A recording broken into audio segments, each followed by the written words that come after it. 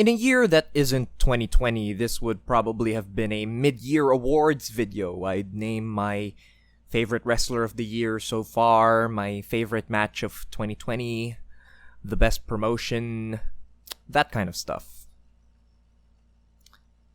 Yeah, we're not gonna do that. So, what's wrong with the WWE?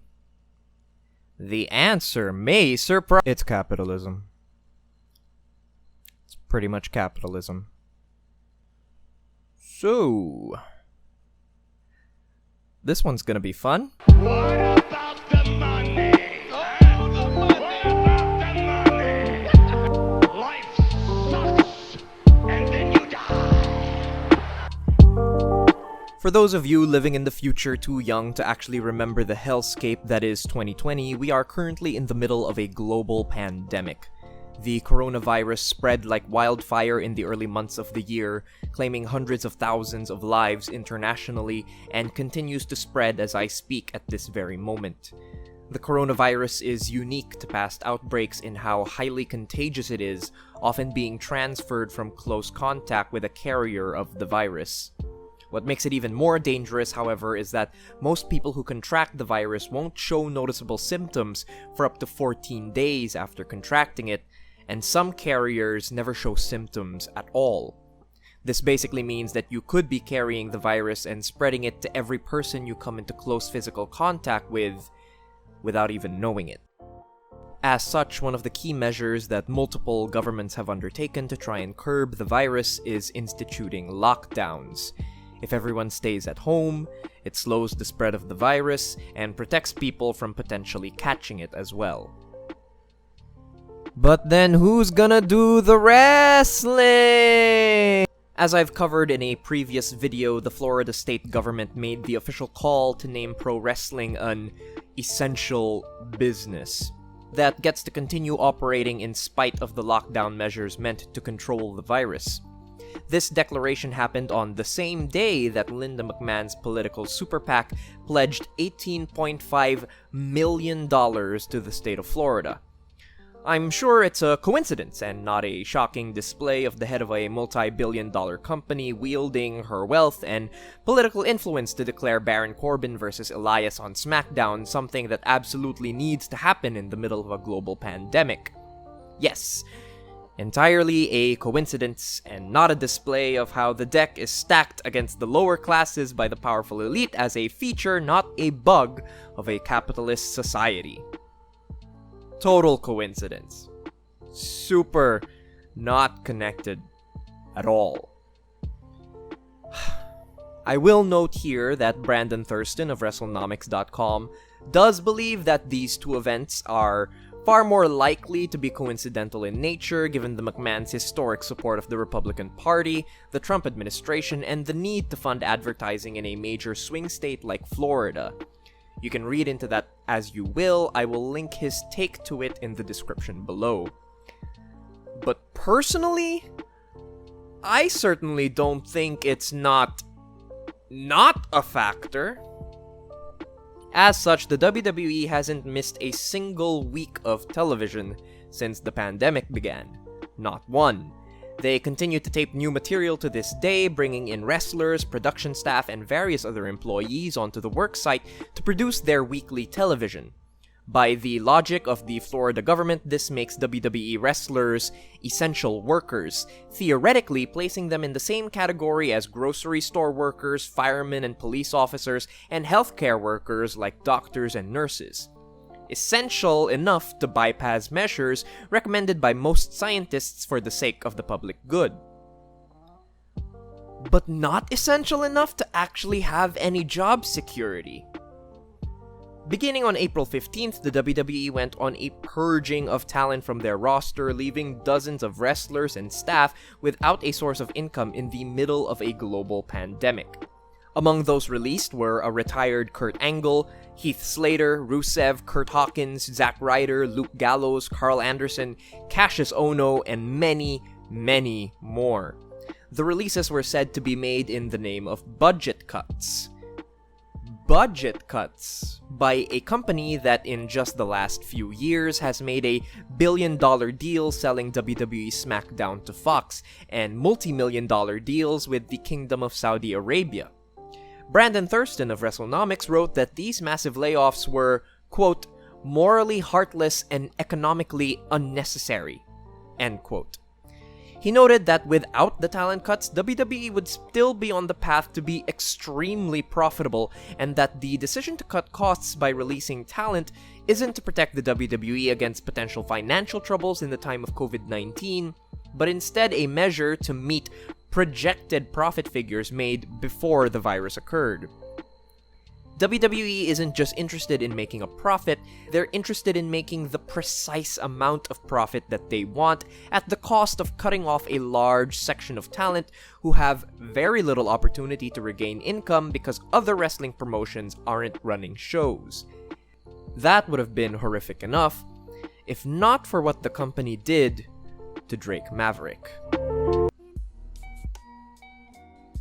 Drake Maverick was initially one of the talents announced to have been released from the company despite him still being advertised to participate in an upcoming tournament to crown an interim cruiserweight champion. Despite firing him, the WWE allowed Maverick to finish his time in the company by competing in the tournament. Maverick would go on to display the emotional toll of this announcement and his firing in a heartbreaking and incredibly emotional video promo posted to his Twitter profile. There's a lot of people I'm not going to get a chance to say goodbye to that I really loved and I really cared about. The video gained traction online as a crushing display of the very real human effect that the heartless capitalist practices of the WWE can have. The WWE saw this and thought to themselves, what if we use this man's pain to make the money? That's right. WWE put Drake's Maverick situation front and center on NXT TV, incorporating the very real fact that he no longer had a WWE contract into his fictional character's story. According to multiple wrestling news sites, Maverick continued through this time still under the impression that these were his last matches in the WWE. That wouldn't be the case, however, as at the end of the tournament, big capitalist daddy hero Triple H came out to offer him a renewed NXT contract. Of course, only Drake Maverick gets to have his job back because Maverick's suffering was just, oh, so marketable. It makes for a great story. The WWE commodified Maverick's very real emotional trauma and twisted it into a fictional story about how one man's hard work overcame the trials and tribulations that he was facing until he finally got exactly what he wanted. The framing of that narrative by the WWE, of course, completely ignores the fact that it was the company itself that imposed those trials and tribulations on Maverick in the first place. It doesn't matter that this same emotional trauma got imposed on any of the other wrestlers that got released. Since they didn't make a video crying about it, it's just not a good enough story to capitalize on. And none of this is to say that Drake Maverick is at fault or that he's some calculating, shrewd worker who only posted that video for the chance to get back into the fold. But when we start realizing that the WWE has created a culture of work so toxic that people may now actually have to consider how to commodify their own emotions after they've been released from the company? Well, that's just a slightly more horrific world that I didn't know could exist until 2020 happened. Oh well. At least Drake Maverick got his job back. Genuinely, that's great for him. Or maybe not. You know, maybe it's not so great when you consider...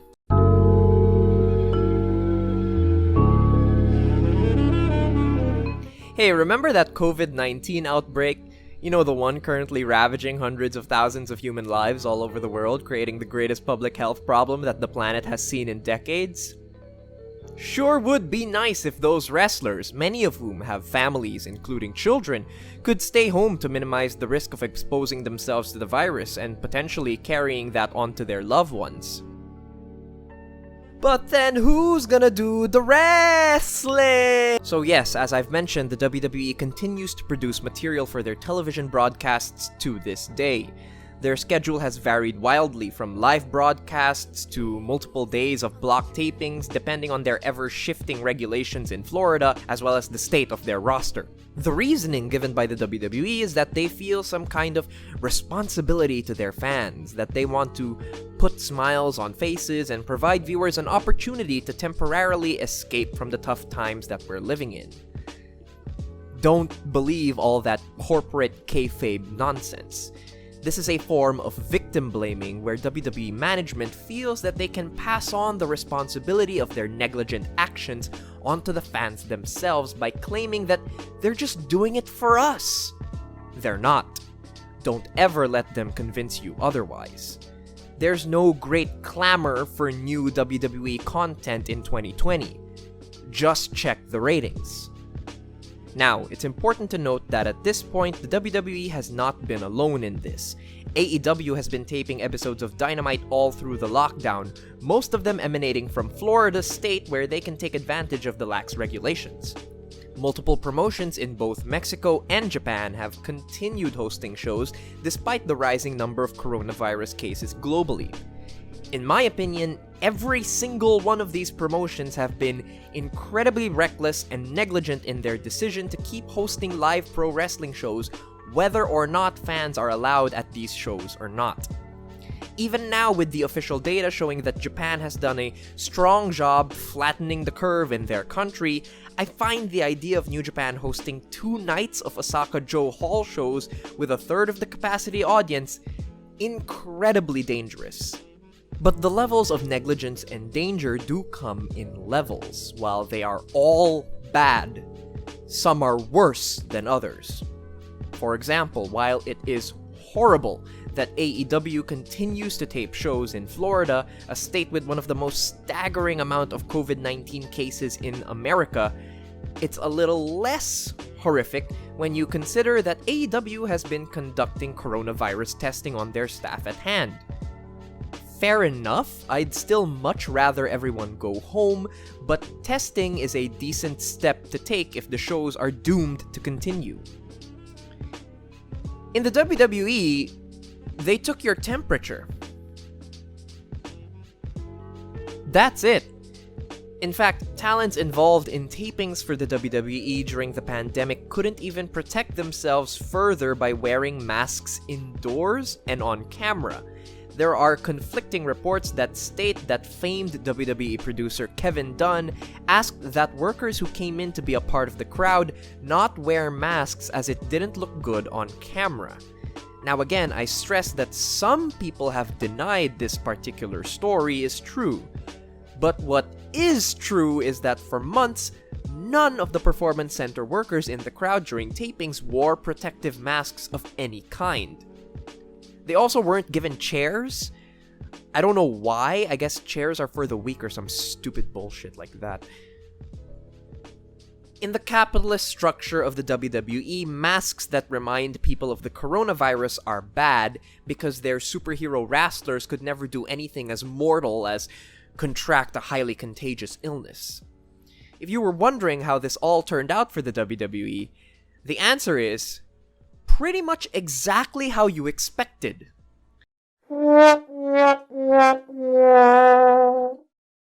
In the last few weeks, reports of multiple personnel testing positive for COVID-19 began hitting the news. Only after one of the PC workers tested positive for the virus outside of the WWE system did the company itself begin enacting any form of testing on its workers. As of this writing, only a handful of these employees have become public, among them broadcasters Renee Young and Kayla Braxton, and backstage producers Adam Pearce and Jamie Noble. The reason we don't know who else has the virus is because WWE has gone out of its way to silence their personnel from revealing to the public if they have COVID-19. The WWE hates it when workers reveal that they've contracted the virus because they hate being made to look foolish and negligent. The image and reputation of the brand always comes before the well-being of the people that allow that brand to thrive and grow in the first place. The way the WWE has handled the COVID-19 outbreak exemplifies the core philosophies of the company as a corporate entity. It's a philosophy that's deeply rooted in the insular, secretive, and toxic nature of pro wrestling's historical roots, and it can be best summed up in the phrase, protect the business. The idea of protecting the business goes all the way back to the roots of pro wrestling history. What it generally means is preserving kayfabe, maintaining the illusion that what happens in the ring and on camera is actual reality. The WWE has never truly gotten out of the mentality of protecting the business. WWE actually thinks it can kayfabe its way through the coronavirus pandemic. Maybe if no one says they're sick, maybe if we never bring up the virus on TV, maybe if we have people in the crowd that aren't wearing masks, people will forget that the virus exists at all and they'll believe that the WWE universe is just that. Some strange alternate dimension where the only thing that exists is the escapist joy of seeing highly trained athletes engage in simulated physical combat. Unfortunately for Vince McMahon, but most especially for the people that work for him, the human workforce fueling the massive machine that feeds him his riches, we all live in the real world. It's the real world where a global pandemic has shaken the very core of society and exposed the most horrific cracks in the systems that we as a global community have built. It's a world where science is an actual thing worth listening to, and that when doctors say to stay home and wear a mask when you go out, that's usually the right thing to do. It's sad to say that this broken mentality doesn't exist solely in the world of pro wrestling and in the shattered, bad brain of Vince McMahon. In fact, in many ways, it's the default mentality of much of the world's population. As we grow increasingly stir-crazy and anxious in response to an unprecedented global crisis, I think all of us feel the urge to want things to return to normal. We all wish that we could live in Vince McMahon's kayfabe world, where things are fine and something like a pandemic can be pushed aside and worked through. What the pandemic is showing us instead is that the normal that we built and shielded ourselves in has always been deeply and fundamentally flawed. The fact is that these problems have always existed. They've been there since the start, and all the pandemic has truly done has brought them to the forefront where we can't ignore them any longer. The WWE has always put a low premium on worker safety. That's as true now with Vince McMahon forcing workers to continue producing television in the middle of a pandemic as it was in 1999 when he decided to cut costs on the harnessing team entrusted with Owen Hart's life. I'm not saying any of these things to guilt you into stop watching or supporting the WWE. In the grand scheme of things, it doesn't really matter to them whether one person stops watching or unsubscribes from the WWE network. Barring a full-scale boycott of their products from every fan in the world, there's just not going to be any kind of damage to their profit margin from a fan movement that will effectively change any of their mindsets. Even the McMahons being ousted from power is just a minuscule change when faced with the overwhelming capitalist structures that allow a large corporation like the WWE to operate this way in the first place. The McMahons get away with all of this because capitalism has created a world where the law and morality can be exploited by the people who can afford to do so. And the McMahons sure do have a lot of money. Instead, I bring these things up because it's important for all of us to remain critical. Now more than ever, the worst problems of society are making themselves known to us. We cannot afford to turn a blind eye. You literally can't. It's everywhere. It's embedded in everything that we do and everything that we see. Even something seemingly benign and non-threatening like a Braun Strowman match on TV is the product of vast political systems and machinations being manipulated by an elite few to exploit the workforce at large. Also, the booking fucking sucks, too. So that was a fun, lighthearted romp through the world of wrestling, huh? Thank you guys so much for watching this video. I want to send a very special thank you to my Ko-fi supporters.